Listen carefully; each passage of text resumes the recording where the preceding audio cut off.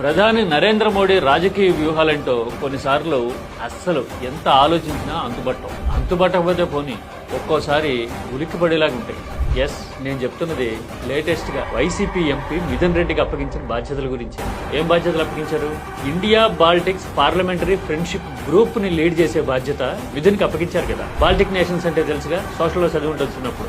Estonia, లుథువేనియా, Latvia, ఈ మూడు రష్యాకి adjacent లో నార్దర్న్ యూరోప్ లో ఉంటాయి.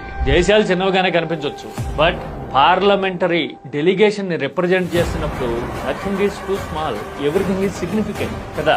మరి ఈ లెక్కన ఆలోచిస్తే మనమేమో ఇంతమంది ఉంటుంది, చాలా మంది ఖాళీగా కూడా ఉంటారు. వీళ్ళందరినీ కాదని 4-5 ఉన్న ఓడి డీలా పడిన వైసీపీ ఎంపీకి ఇంత రికగ్నిషన్ ఇస్తా ఉంటే ఎక్కడో కలుక్కుమంటూ ఉంటుంది కదా. మనమేమో కేసులు కట్టి లోపల పెట్టి బయటికి తీసి నానా హడావుడి చేస్తా ఉన్నాం మిథున్ రెడ్డిని. మోడీనేమో మిథున్ బయటకు వచ్చినప్పుడల్లా ఇలాంటి ప్రత్యేకమైన గుర్తింపు ఇస్తా ఉంటే మండిపోదా అండి, కడుపు రగిలిపోదా అండి కదా.